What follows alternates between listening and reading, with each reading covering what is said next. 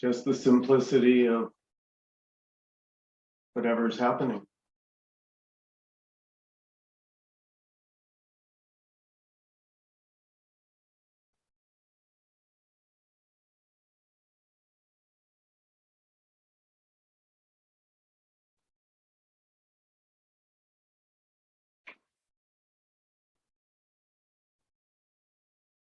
And what's not happening, shockingly, is my story.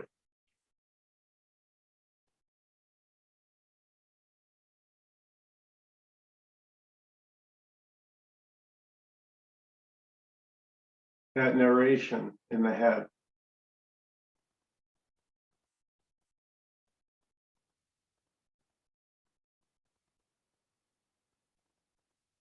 It's not real. It's just like a commentator, but it's not commentating on anything. But if you believe it is, then it can feel like it.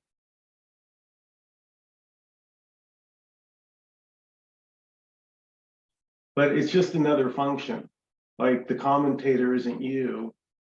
It's not an entity. It's like the heart beating or coughing. Are we allowed to say farting? Is that okay?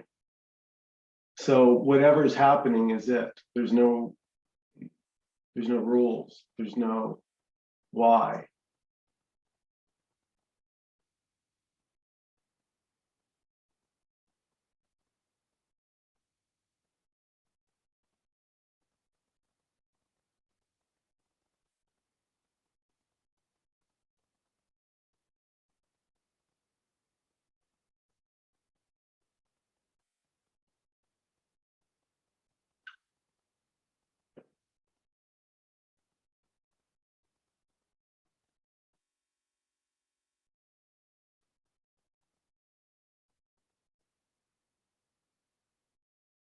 So you could say there's nothing to do because it's already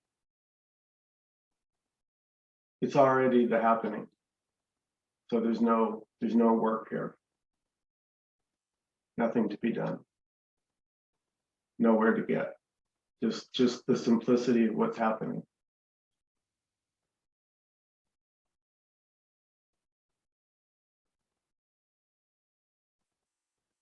So that's pretty radical.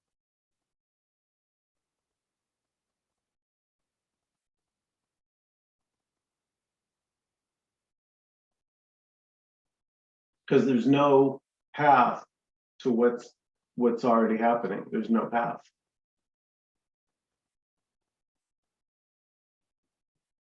Like any path would have to be too late.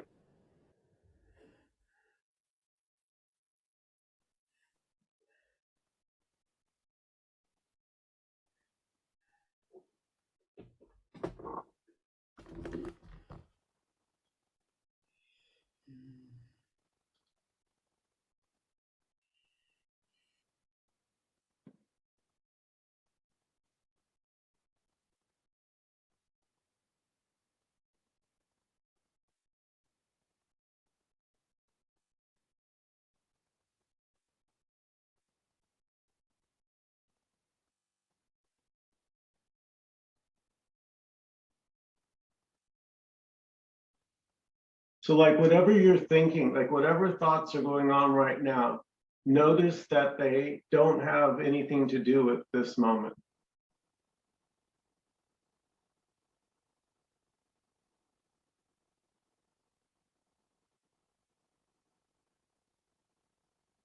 The moment's already just this Zoom meeting, this non-duality Zooming. It's already this. So the thoughts are, well, as Nkosi says, the thoughts are always late.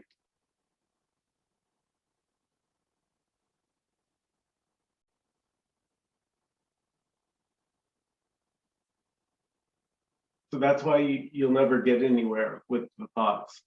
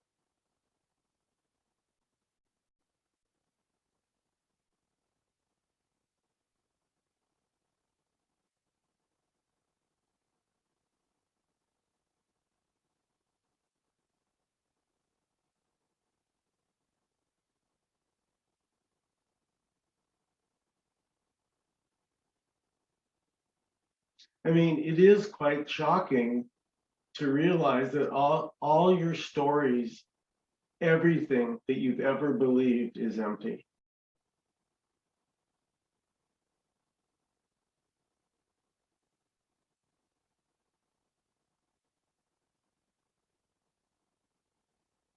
That's what we're talking about.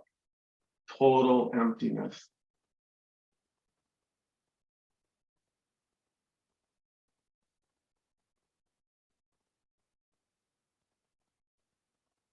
And that's, I mean, you talk about uncompromising, that's what's uncompromising.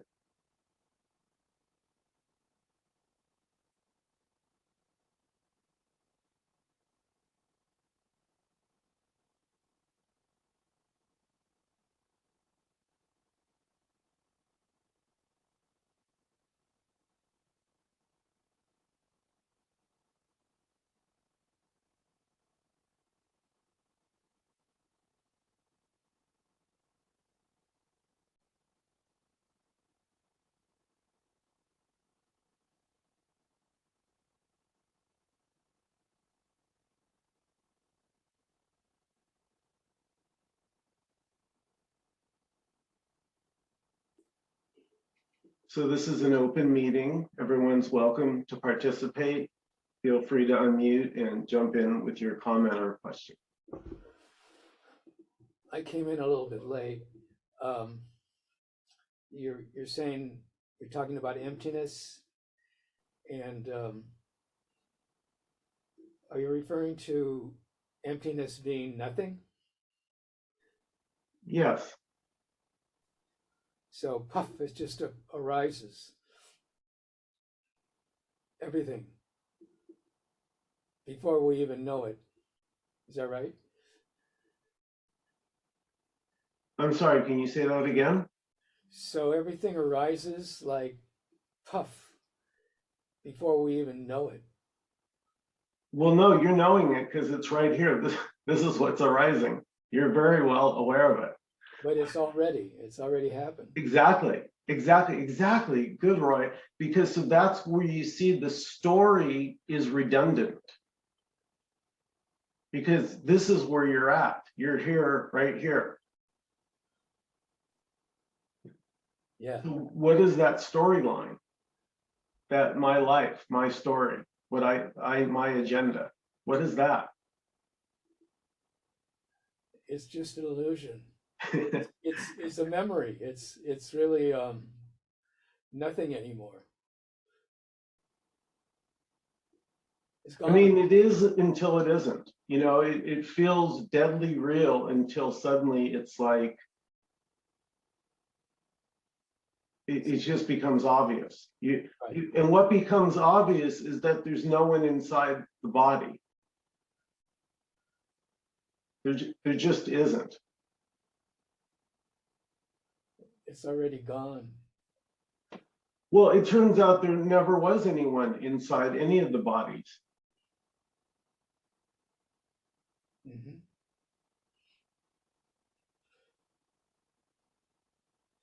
Yes.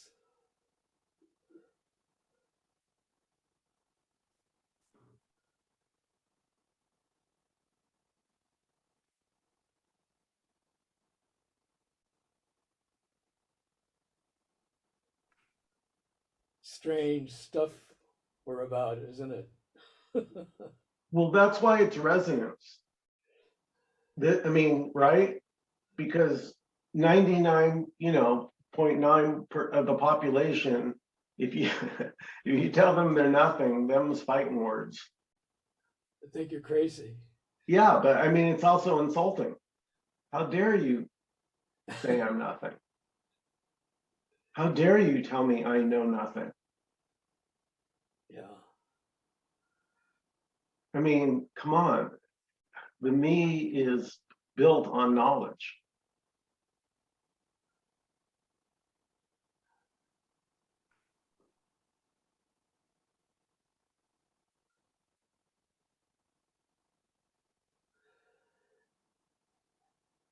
Freedom isn't. Freedom is not built on knowledge. not built on anything.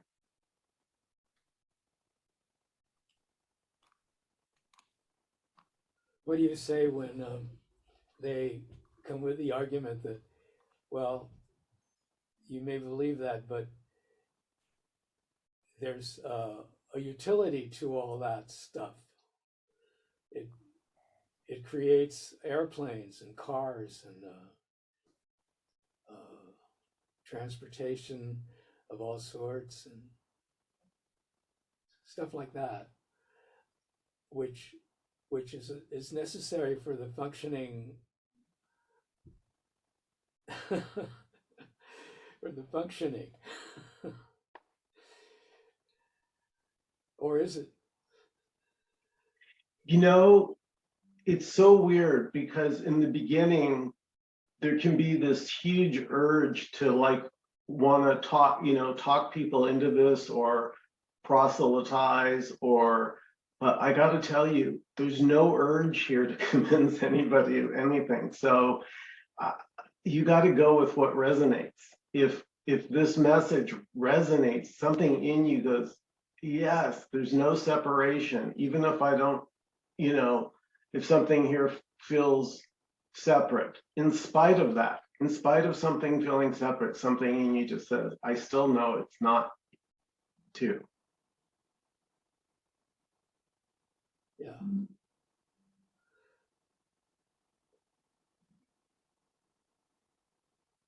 In a way, and this is a really lame example, but I often think of it as a game of chicken. Who's going to blink first? Who's going to blame? Blink. Blink. Yeah. Because the thoughts are very convincing. And I remember Nkosi instructing Alice one time just to stay here. Do you remember, Alice? He said, just stay here. Don't go anywhere. No labels. So beautiful. And you could see her thoughts, and it's with all of us, the thoughts are pulling. Hey, come back. So there can be a pull to join in with your thoughts and get back into the status quo. There's I used to use the example of a dirty blanket. And I used to say, there's an attraction to that old dirty blanket because it's yours. There's a familiarity. So even though our thoughts are painful, there's still kind of this familiarity to them. And so what we're talking about here is completely nothing to do with thoughts.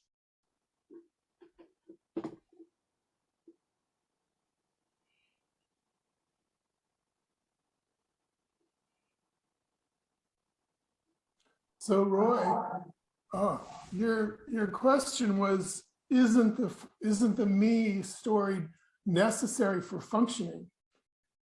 So you can ask, is the functioning necessary? Is there functioning that's necessary? Because if there is functioning that's necessary, then that makes sense. You're going to need a story, because functioning is a story. Functioning can only happen in a story, and it can only be a me that's the functioning. So if you have a strong intuition that functioning is necessary, then you're going to be involved with the experience of the story. So what we're saying here is that functioning is part of the story. And you may notice that that's all not necessary, that it's all one thing, the story and the me and this idea of functioning, because there's no functioning in what's just appearing, which is what we're saying. It isn't functioning. There's everything going on. It's appearing, but it's not one thing. It's not going anywhere, and it's not doing anything. So like it just appears. Period. It just is. That's the news. Although it's not news, it's just obvious. So, Well, it's acknowledging it. It's just being it, I think. well, As long as, when you bring up this thing about functioning, um,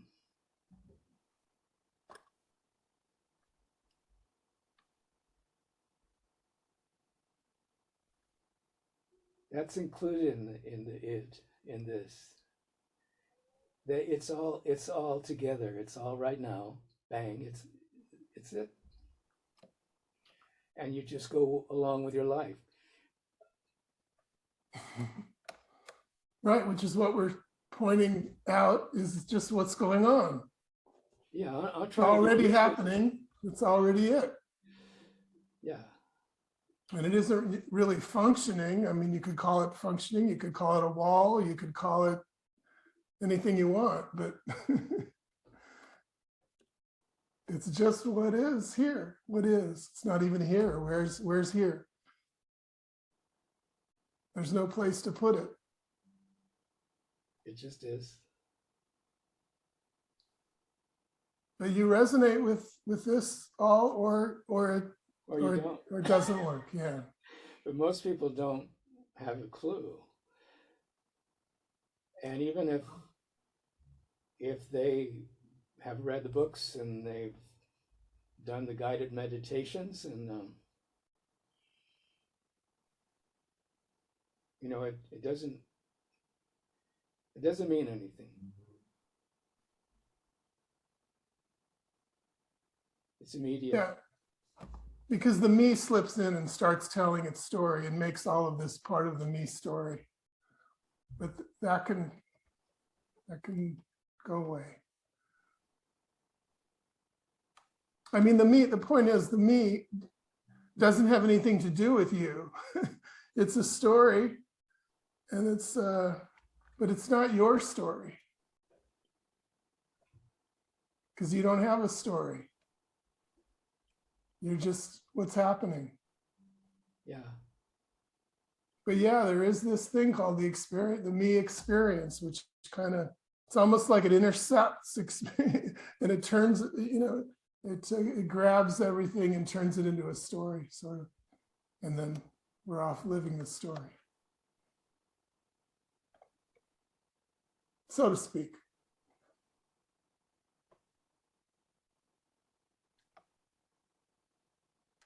Hi, Nkosi. Hi, Nkosi. Hello, Michael. Hello, everyone. Welcome. Thank you. Yeah, so I made a statement earlier, Nkosi. Maybe you have could comment. I said the story, the narration in the head is what's not happening.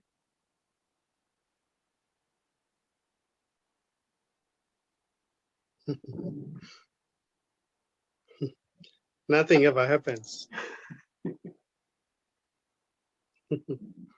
So nothing is happening already. And the story may seem to appear in this, but it's just a story. So really nothing is happening here.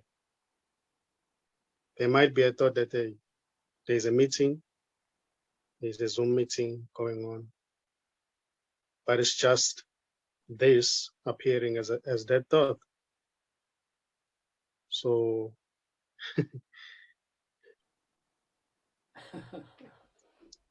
it doesn't really matter. Nothing matters to this because everything is this. What seems to be the me doesn't really exist because it's just this appearing as a me.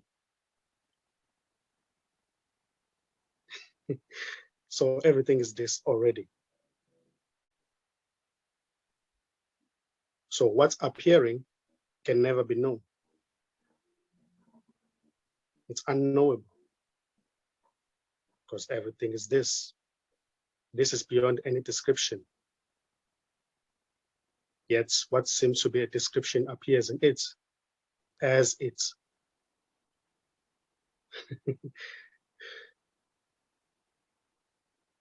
So right now there's just talking happening, thoughts appearing, sound appearing, wandering appearing, searching appearing.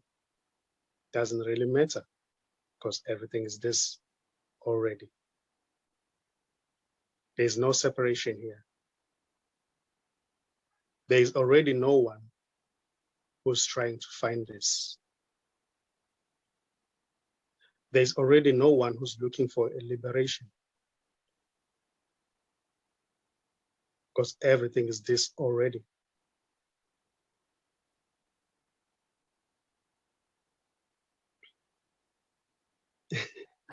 So this can never be known, this can never be understood.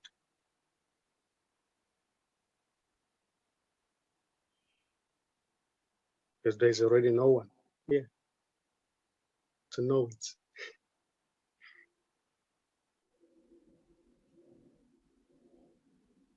What seems to be the knower is already the unknown.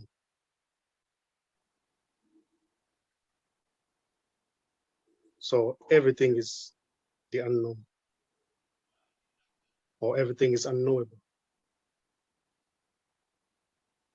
And it's okay.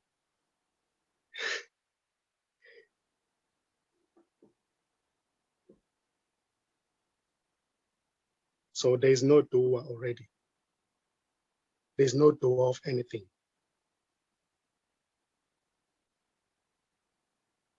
There's just this.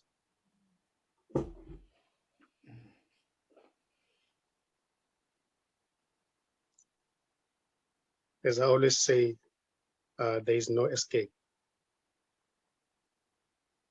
Because even the one who may seem to try to escape is already this.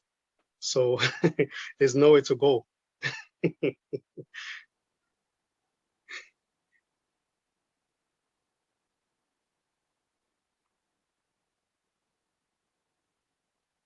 When you say there's no escape, you're saying this is all there is. Exactly. Exactly. No matter which shape or form it may appear to be, it's just this. Thoughts, sounds, confusion, sense of separation, sense of unity. The one who seems to have found it, the one who's still looking for it.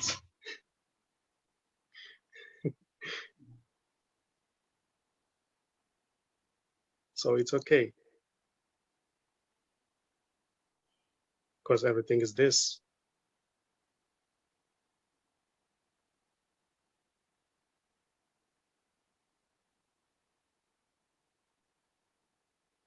So there is already no goal to reach. There's no journey. There's no path. There's just this.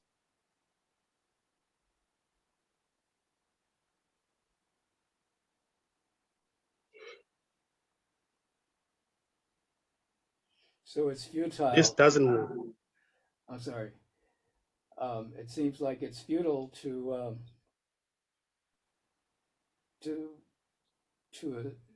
I don't want to say think, but I'll say it anyway. It seems that it's futile to use the mind, the thought, to understand what we're talking about. It's the dualistic mind can't understand this, seems to me. So already everything that appears is just this. Even somebody who seems to appear trying to understand this is included in this. So Very it's okay. Nice. Very nice. The one who's giving up The one who's about to give up, the one who is losing hope, the one who seems to have got it. It's the same, because everything is this.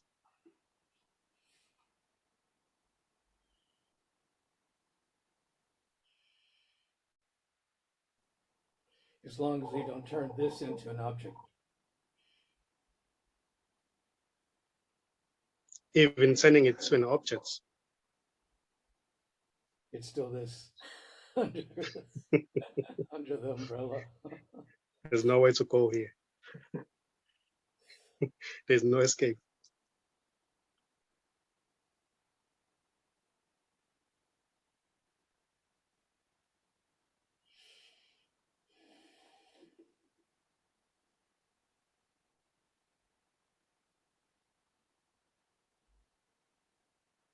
There is no thinking outside of this.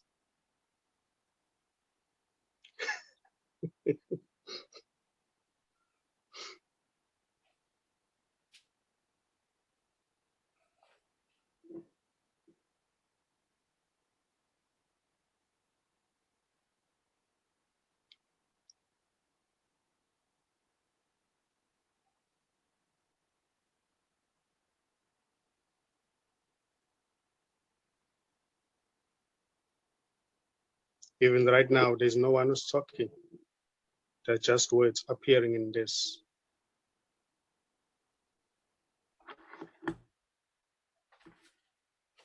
They are not even words.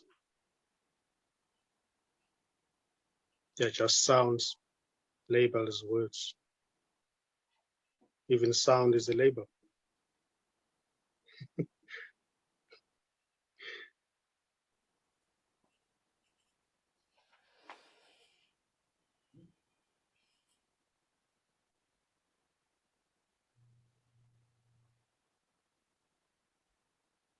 And labels are imagined in this.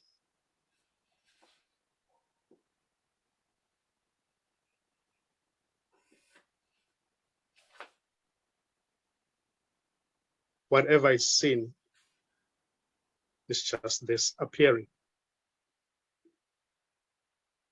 Labels, they are imagined. You know, when you look at the cat doesn't say it's a cat. There's a label that seems to appear that says it's a cat. It's not even a cat. It's just this. Everything is this, with or without labels.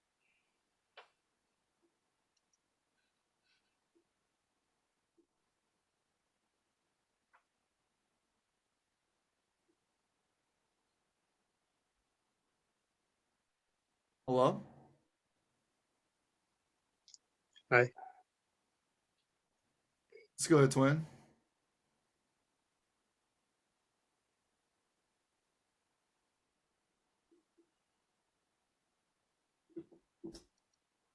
Sorry about that. A little Zoom bomb. Go ahead, Nkosi.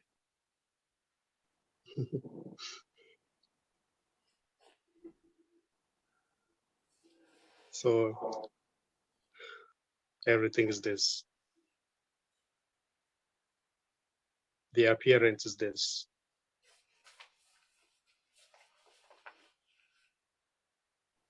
Everything is already nameless, formless and empty.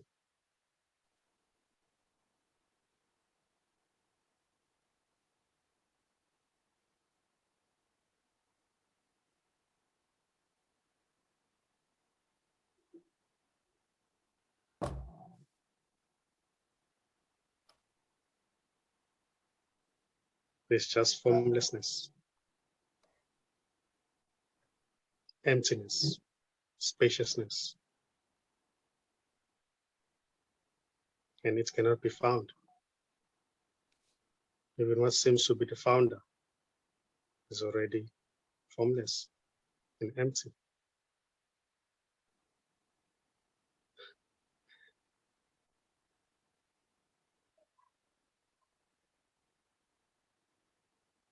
And this meeting is going nowhere because there's just this.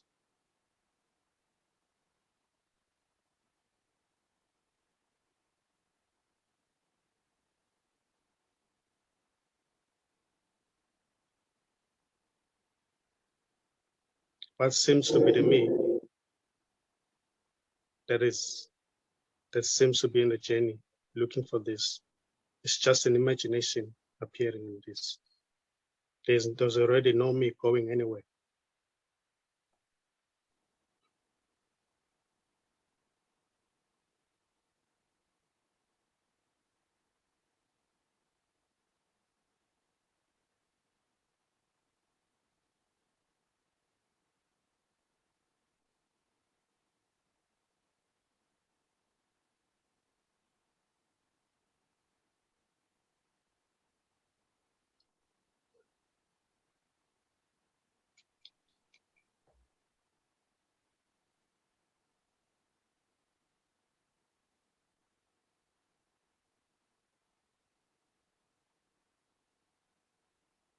Yeah, that's what comes up.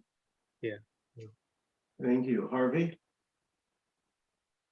Nkosi, I have a question, and the question comes from the fact that I teach college students, and one of my courses is in ethics. And I actually talk about this as a topic in the ethics class. And one of the questions that frequently comes up is there an ethical perspective? Because students will say, even if there is no one, and of course, they're asking conceptually at that point, but what happens when one sees violence or poverty or hunger or genocide? How does this work with what the character may do, not do? Is there an ethical perspective to this?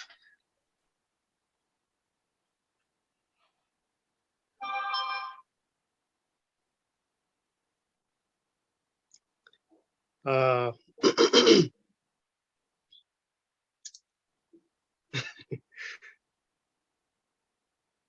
you know, as I always say, everything that's appearing is just this, you know, the question arising, teacher, students, all those are just appearances in this. So the violence is just what seems to be appearing. And there's a label. Let's say that's a violence, but it's not even a violence. And there are no victims because there's already no one here. There's just this appearing as a victim. It's just this appearing as students and question arising. There's already no one here. So they are just labels appearing. That say that's a wall, it's a blue, it's a sky, it's a mouse, it's a chicken, teacher, pastor, congregation. No, everything's this. And labels, they're just they're just projections, and they're just imagined in this by no one. So there's already nothing here. There's only ever this. There's nothing outside of this. There's no one who's looking for this. There's already no one who's asking a question. It's just a question arising.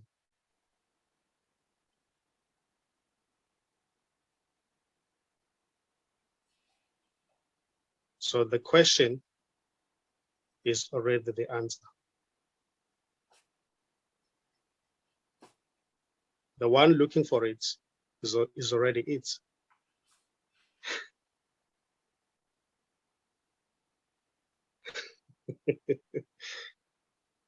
I know that, and believe me, I know this deeply. And if I was to play that to my students, they would be, what happens when I see somebody getting mugged on the street? And we could say it's this, it's appearing at this, appearing as that, but it's difficult because they're going to say, no, there's violence, there's things happening no matter what you say, but it's happening to my mom, my dad, my neighbors. And they become very frustrated and almost angry at the message. And I know you're absolutely on point. There's a paradox here. Yeah, it's just disappearing as students and the teacher. I got you. Well, thank you.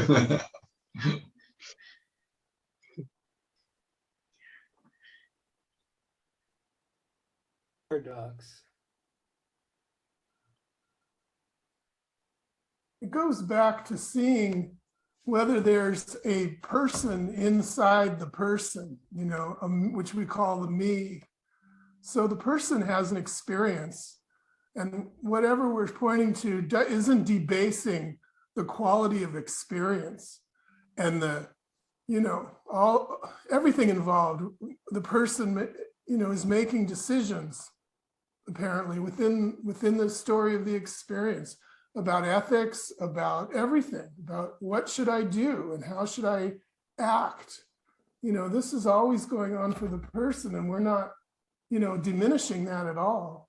It's just a question of who is, is there someone in that person, when we're suggesting no. And so all of this ethics and science and just whatever we can talk about is what's going on. It's part of what is appearing, which includes the person and includes the apparent experience, which is all the creativity and everything that, is part of a person. So, but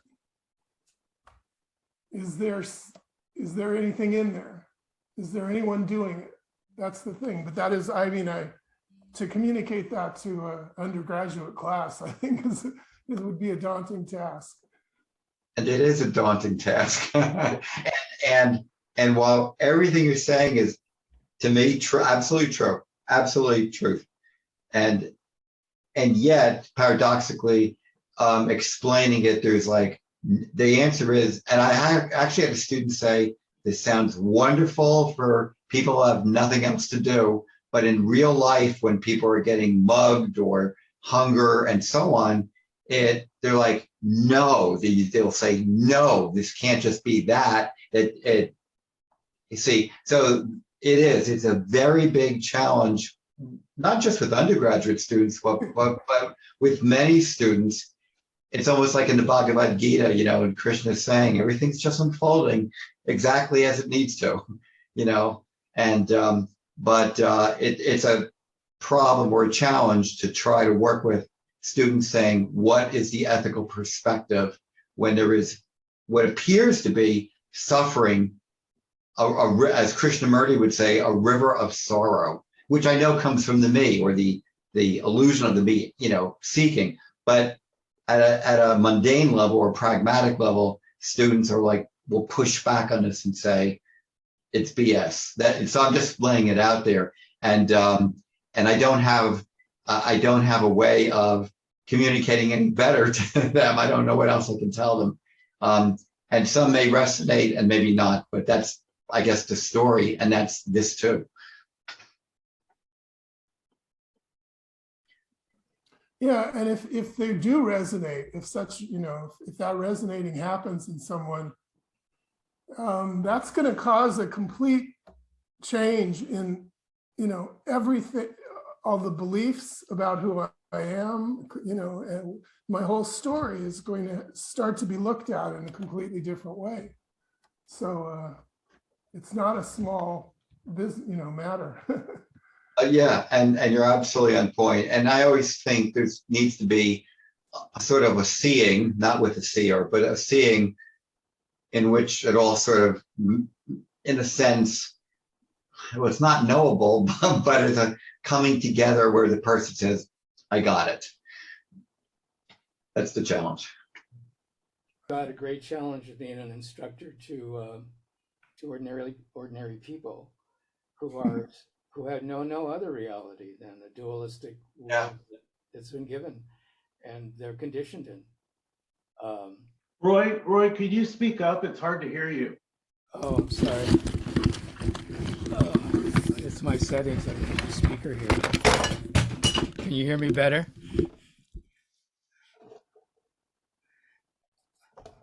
Let's see. Can you hear me better? It brings to mind, and I've said this before. Let's see. Is that better? Yeah. Okay. It brings to mind something that I read by Steve Hagen, who's a Buddhist writer. And he points out that in Zen Buddhist temples in Japan, there's often two demons on either guarding the gate to the temple. And one of them is paradox, and the other one is confusion. And so long as we expect to find answers with our ordinary mind, it won't be possible. So you have to swallow, so to speak, the confusion and the paradox to what resonates somehow that you know is really the truth, but you can't know it.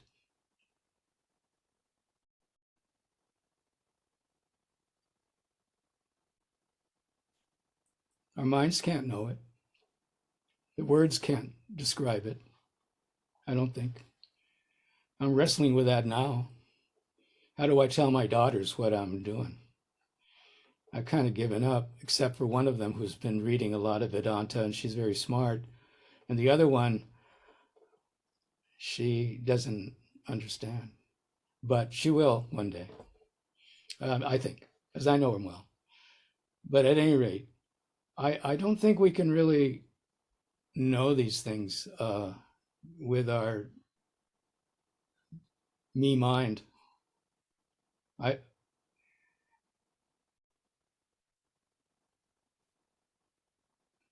know that the percentage of people that would be amenable or open to what we're talking about here is very small.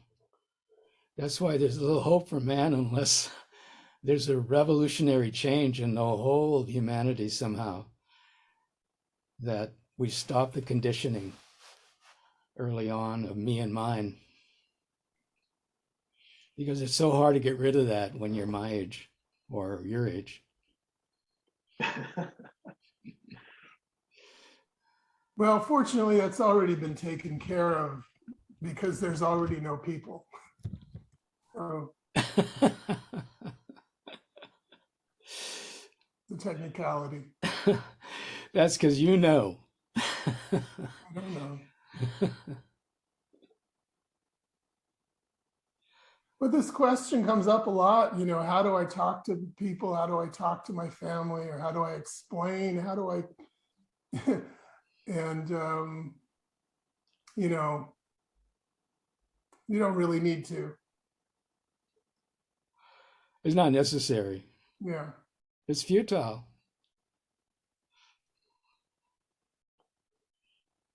And what is necessary is happening already.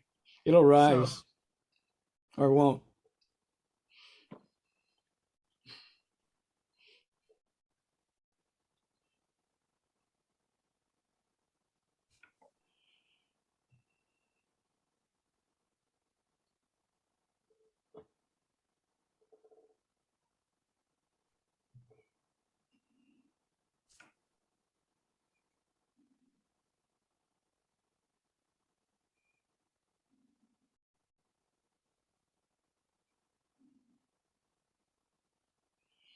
Yeah, we just have to get beyond the confusion and the paradox. Good luck. No, you can. You can. Yeah, okay. That's the only way.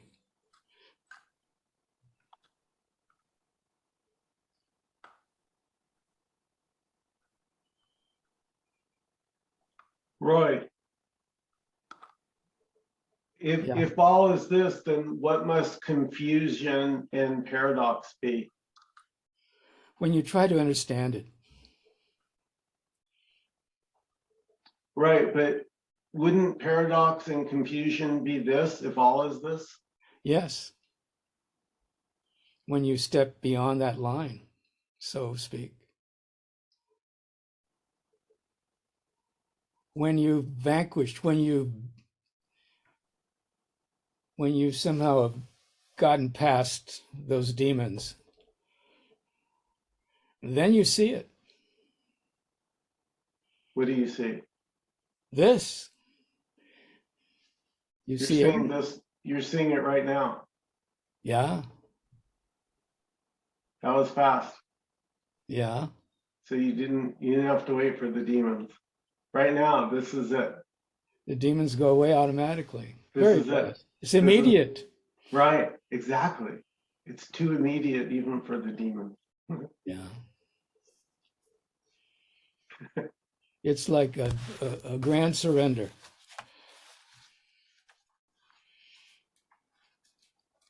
I like that, Nkosi. Too immediate for even the demons.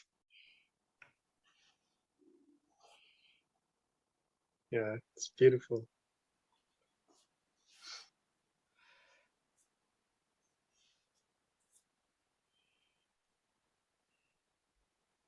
The slogan for tonight. And if you don't like the word demons, you could substitute thoughts. Too immediate for thoughts. Any thought, as Nkosi said, is always late. Already.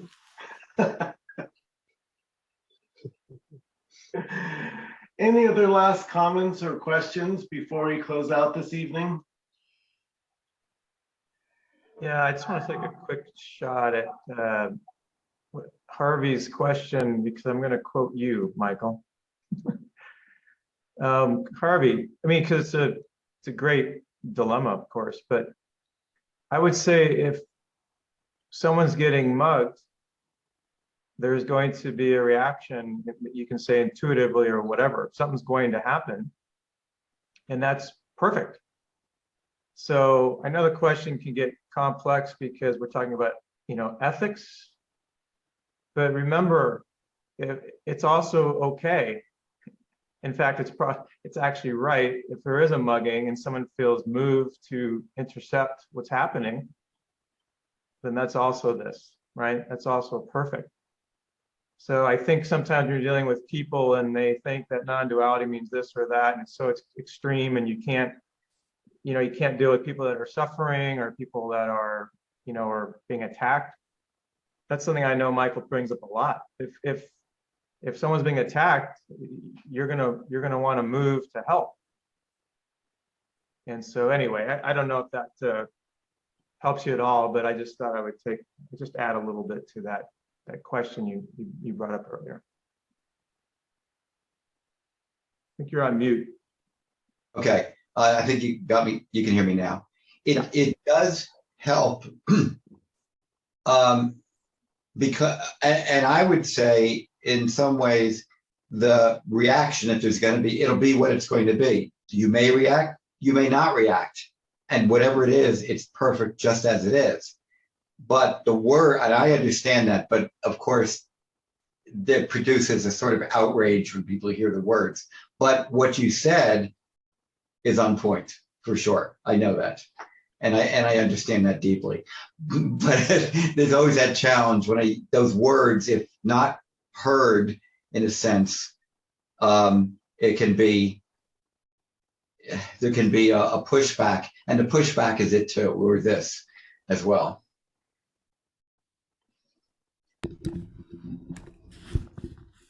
Thank you for saying that, though. I appreciate that. Yeah, my pleasure. Just quoting Michael, I hope correctly. Yeah, the body will either take action or it won't. I mean, the mind can make up a bunch of stories about what it will and won't do, and oh, if I was there, I would do this, and blah blah blah.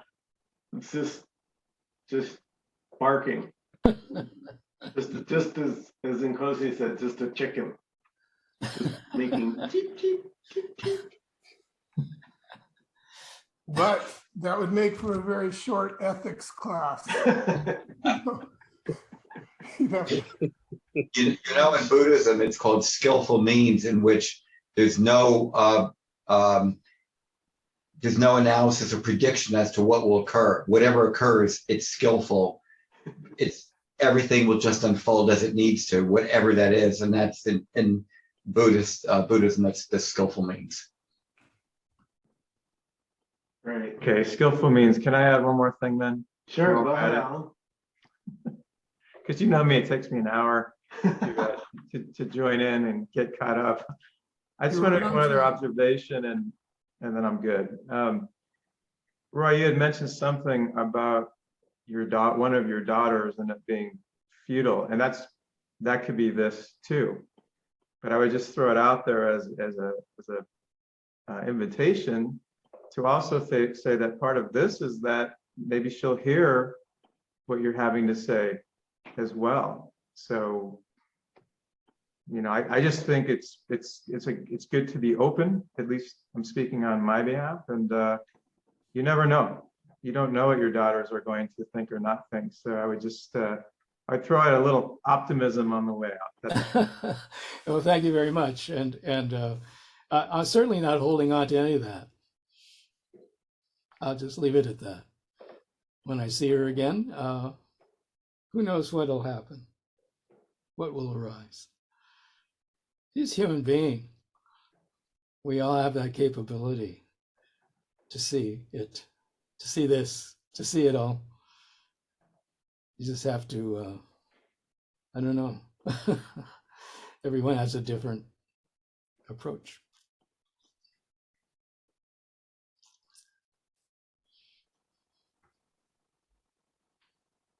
I'm certainly not giving up any hope at all for my kids or for anybody.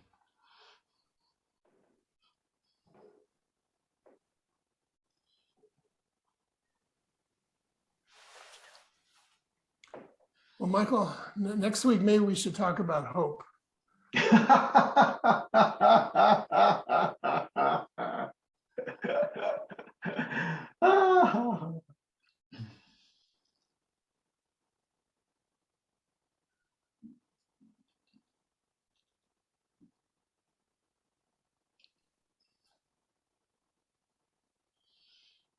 Yeah, if you hear words, then you know it's a story. In the story, the me narration in the head, that can begin to fall apart. It can begin to be obvious that those stories, those apparent lifelong stories, are not what's happening right now. They have nothing to do with what's going on here. What's here is very simple. My voice, the Zoom, whatever, a lovely chat with lovely people from all over the apparent world. It's lovely. All that story has nothing to do with you.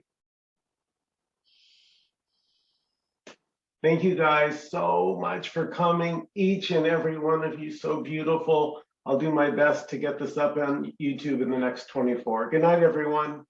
All right, Thank you, Michael. Thank you, Michael. Thank you, Michael. Good night. Thank you, everyone. All right. Thank you, Nkosi. All right, Good everybody. night. Dan. Right.